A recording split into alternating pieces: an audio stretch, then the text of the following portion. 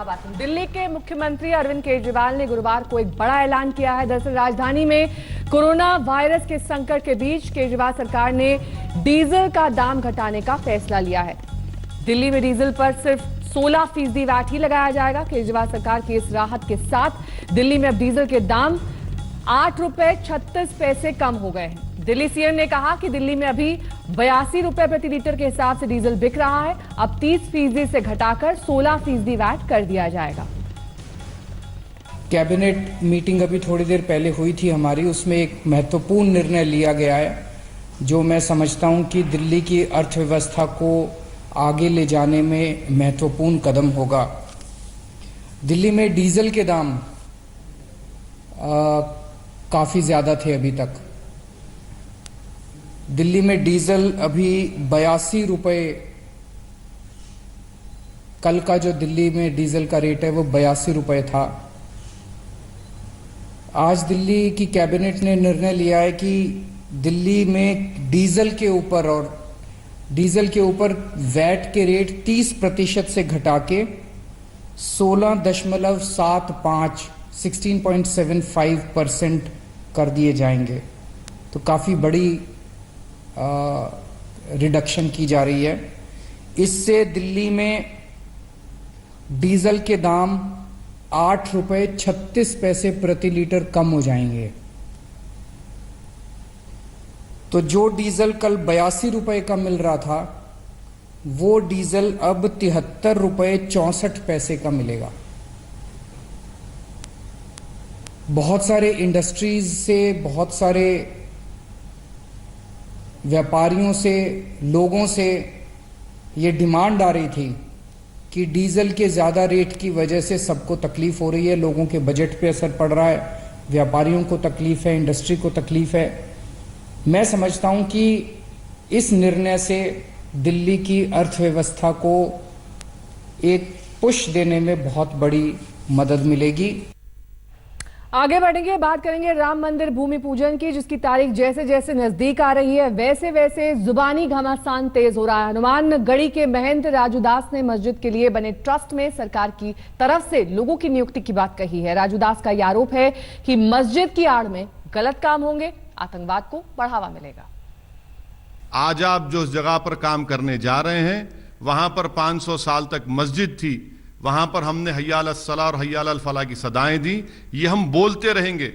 मैं मर भी जाऊंगा तो मैं वसीयत करके जाऊंगा कि ये याद दिलाते रहो देश के तमाम लोगों को कि वहां पर मस्जिद थी और 6 दिसंबर 1992 को उस मस्जिद को शहीद कर दिया गया।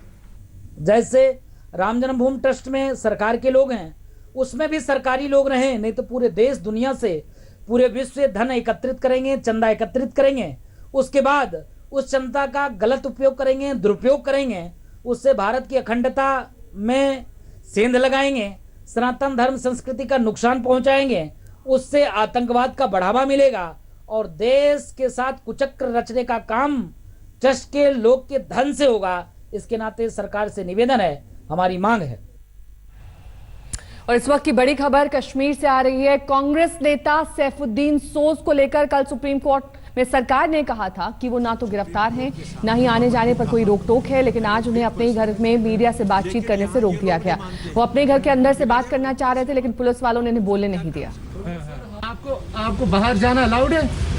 नहीं, सुप्रीम कोर्ट के सामने गवर्नमेंट ने कहा I am a free person, लेकिन यहाँ ये लोग नहीं मानते हैं।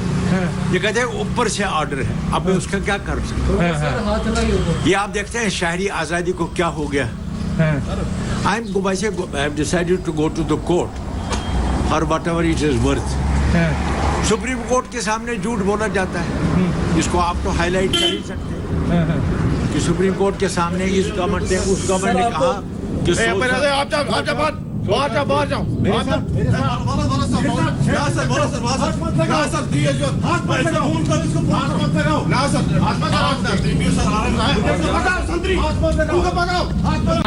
आपको बाहर जाना अलाउड है? नहीं, सुप्रीम कोर्ट के सामने गवर्नमेंट ने कहा I am a free person, लेकिन यहाँ ये लोग नहीं मानते हैं। ये कहते हैं ऊपर से ऑर्डर है, अब मैं उसका क्या कर सकता हूँ? ये आप देखते हैं शहरी आज़ादी को क्या हो गया। I have decided to go to the court for whatever it is worth.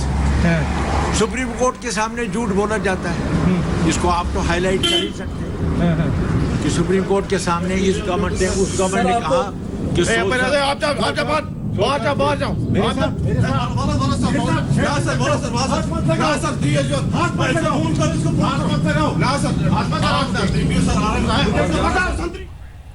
फिलहाल रुकेंगे छोटे से ब्रेक के लिए, फौरन होंगे हाजिर कुछ और खबरों के साथ। देखते रहिए आज तक। संविधान के प्रस्तावना से धर्मनिरपेक्ष और समाजवादी शब्द को हटाने का मामला सुप्रीम कोर्ट पहुंच चुका है। सबसे बड़ी अदालत में संविधान के 42वें संशोधन के खिलाफ एक याचिका दाखिल की गई है। इसमें न सिर्फ 42वें संशोधन पर सवाल किया गया है, बल्कि बाद में जोड़े गए धर्मनिरपेक्षता और समाजवादी शब्द की सियासी विचारधारा छोड़ने वाला बताया गया है। एक छोटे से ब्रेक के लिए रुकेंगे, फौरन होंगे हाजिर कुछ और खबरों के साथ। देखते रहिए आज तक। नमस्कार, मैं हूं अंजना ओम कश्यप। हमें उम्मीद है ये वीडियो आपको पसंद आया होगा। लेटेस्ट खबरों के लिए यूं ही देखते रहिए आज तक, और इस वीडियो के पसंद आने पर लाइक, शेयर एंड सब्सक्राइब करना ना भूलें।